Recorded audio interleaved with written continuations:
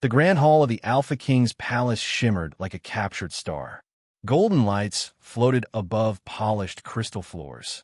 Music echoed softly through towering arches carved from ancient meteor stone. Nobles from hundreds of star systems gathered in elegant silence, watching a royal wedding that was meant to end centuries of war and seal a fragile peace between rival clans. But beneath all that beauty, something was wrong. Something alive and dangerous. 3 assassins stood scattered among the guests. They did not speak. They did not laugh. They did not even look at each other. But they were perfectly in sync. Each one came from a different world. Each one trained in a different kind of killing. And each one had been paid more than a planet's yearly wealth to erase the Alpha King before the final vow. On the raised throne, Alpha King Calvirion sat beside his bride, calm and composed, wearing the weight of an entire empire on his shoulders. He did not see it. He did not feel it. But death was already inside his hall. Only one person noticed. A quiet Omega, Maid named Lyra.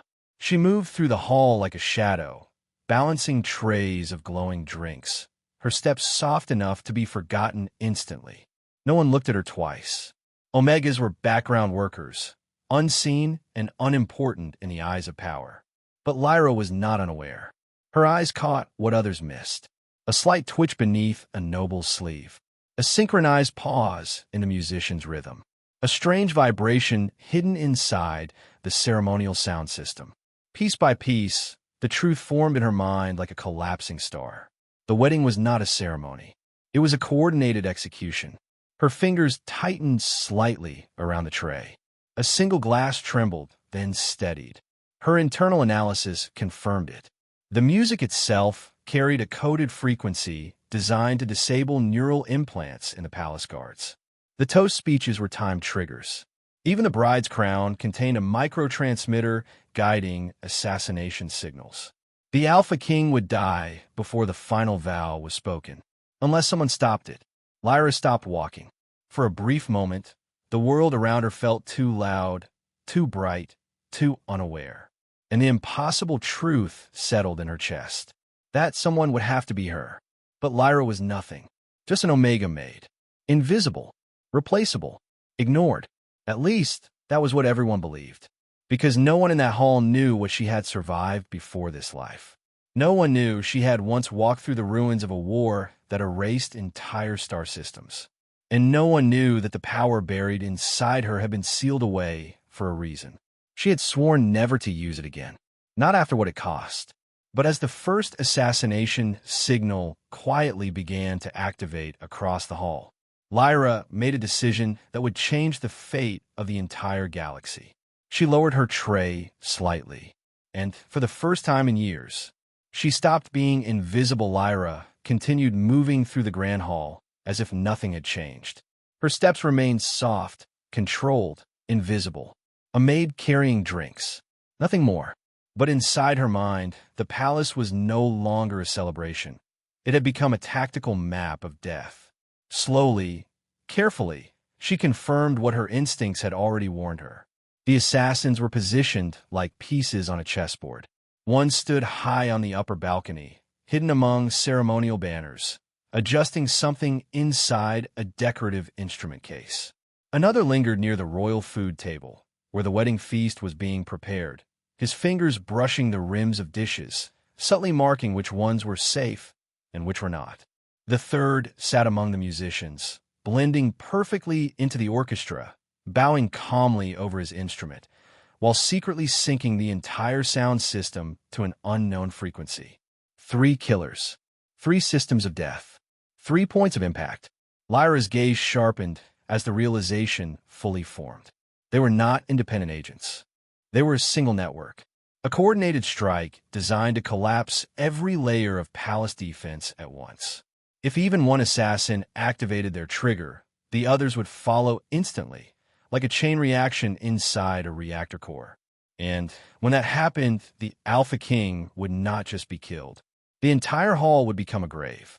Lyra's hand tightened slightly around her tray. The crystal glasses barely trembled, but her pulse did not. She scanned for help. A nearby palace guard stood near a column, armored and alert, his eyes fixed on the royal throne. Lyra approached him quietly. "Sir," she said in a low voice, careful not to draw attention. "The assassins, there are 3. They're coordinated. We need to evacuate or isolate." The guard didn't even look at her fully. He waved her off with mild irritation. "Omegas don't understand politics," he said flatly.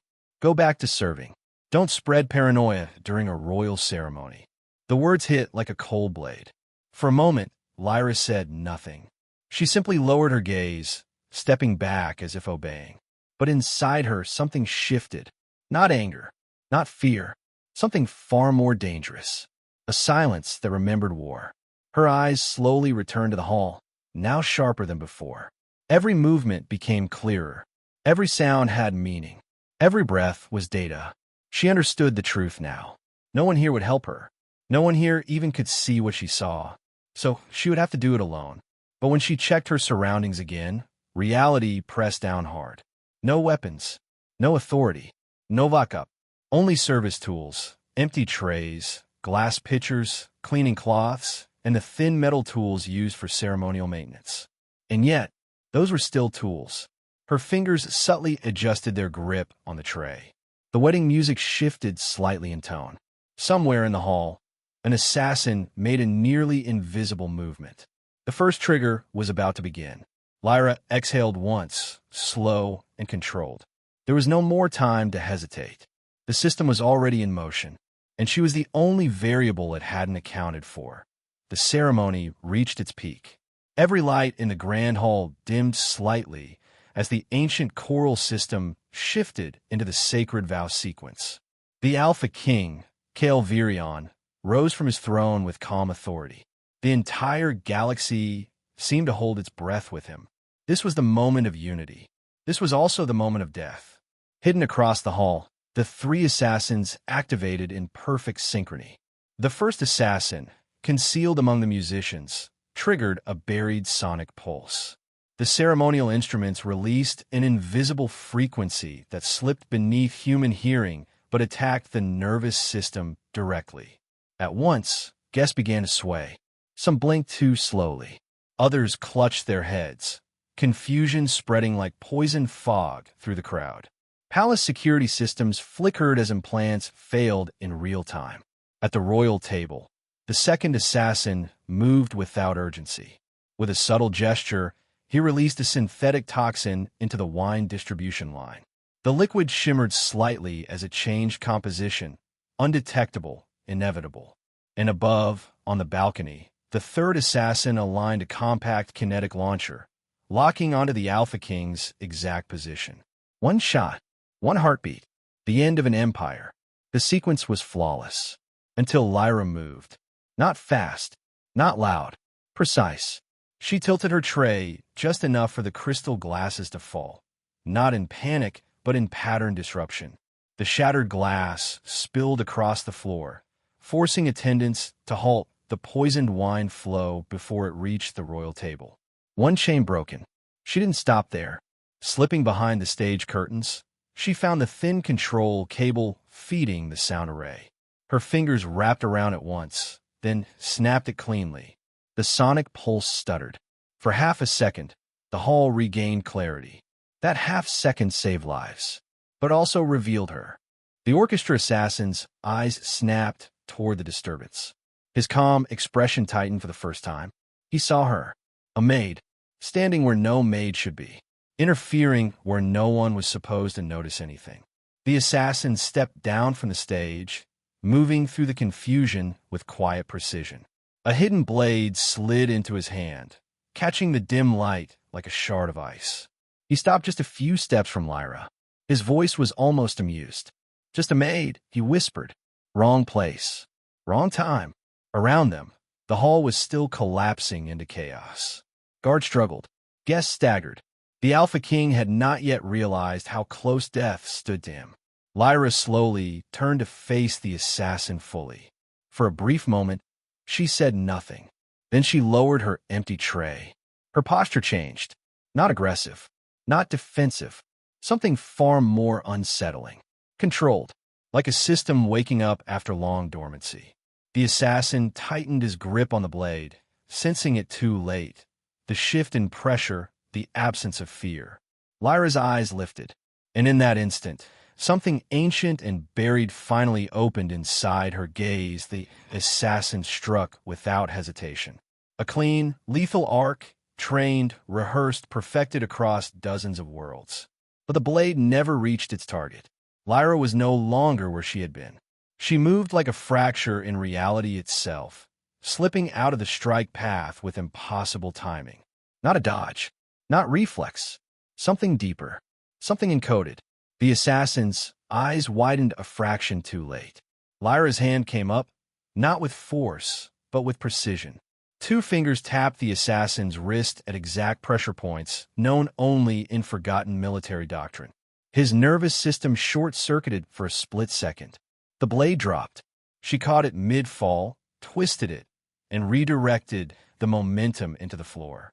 The assassin collapsed to one knee, disoriented, fully alive, but completely neutralized. No blood, no death, only control. Around them, the hall erupted. Guests screamed as the sonic aftershock finally hit awareness. Nobles stumbled into tables. Security drones spun wildly as their targeting systems failed under interference still lingering in the air. The wedding, once perfect and sacred, was dissolving into controlled catastrophe. The second assassin reacted instantly. From the food section, he drew a concealed weapon and sprinted toward the throne, using panicked guests as cover. His target was clear now. The Alpha King must die before order could recover. Above, the third assassin shifted position on the balcony, recalibrating his firing angle. The failure of the sonic and poison systems forced him into direct execution protocol. Everything converged at once, and Lyra saw it all. She did not hesitate. She launched the fallen assassin's blade, not at the attacker, but through the air itself, redirecting it in a calculated arc that defied expectation. The blade sliced past the Alpha King's head so closely it cut a few strands of his royal insignia. Then it struck the second assassin's wrist mid-charge. The weapon dropped. The assassin staggered, shocked more by precision than pain. Silence cracked open for half a second. In that half second, Kale Virion finally turned his head and saw her. Not a servant, not a background figure, but a presence that did not belong in any court, any registry, or any known hierarchy. Lyra stood amid collapsing chaos, breathing steady, eyes locked forward as if the entire battlefield was simply a problem already solved. Their eyes met. For the first time, the Alpha King understood something was deeply wrong. Not with the wedding, but with reality itself. Lyra stepped closer, her voice calm but urgent. There are three of them. Kale's expression sharpened instantly, absorbing the warning, recalibrating his entire understanding of the situation. But Lyra's gaze did not stay on him. It drifted slightly, just enough, toward the shadow behind the throne, where the air was still too quiet, too perfect, too controlled, and where the third assassin had already taken position. Unseen by everyone except her, the final assassin did not flee. He did not beg. He simply smiled. Then he activated the system. A hidden command echoed through encrypted channels buried deep inside the palace infrastructure. For a fraction of a second, nothing changed. Then the wedding hall died. From beneath the marble floor, war drones awakened. Ancient, silent machines embedded during forgotten conflicts. Their optics lit up red across the hall like a field of watching eyes. Energy shields slammed down over every exit. The grand celebration transformed into a sealed execution zone. Panic erupted instantly. Guests screamed and scattered, pressing against invisible barriers. Nobles who had never seen real war now found themselves trapped inside one. The Alpha King rose from his throne, energy blade igniting in his hand. But before he could step forward, Lyra placed herself in front of him. Calm, absolute, unshaken. This is not your battlefield, she said quietly. Kale froze for the first time in years, because something in her voice did not sound like a maid. It sounded like command authority. Lyra reached for the thin metal collar around her neck, The Omega suppression device everyone assumed was harmless. Her fingers pressed once. Then she tore it apart. The collar shattered, and the entire atmosphere of the hall changed. It was not visible at first. It was felt, like gravity shifting, like the room remembering a forgotten war. Lyra lifted her head. For the first time, she was no longer pretending. Her posture corrected, her breathing aligned, her eyes sharpened into something older than fear. The drones recalibrated instantly. Threat level, unknown. Then Lyra moved. Not fast, not loud, just impossibly efficient. She crossed the battlefield between energy blasts as if she already knew where every shot would land. She slipped through lines of fire, stepping into blind angles, using fragments of broken tables and fallen crystal as stepping points. Every movement had purpose. Every second removed control from the system. The assassin on the upper platform tried to track her. Failed. She was already inside the network. In less than a minute, she reached the drone control core beneath the ceremonial stage. Her hand connected once. A pulse ran through her arm. The system collapsed. Drones froze midair. Shields flickered. The kill zone began to die. The final assassin appeared directly in front of her. No longer hiding. No longer patient. Now afraid. "You were Omega class," he whispered. That program was erased. Lyra interrupted him with a step forward. "I remember what they tried to erase." The assassin raised his weapon. He never finished the motion. Lyra ended it with a single precise strike. Not violent, not messy. Just final. The hall went silent. Energy systems shut down.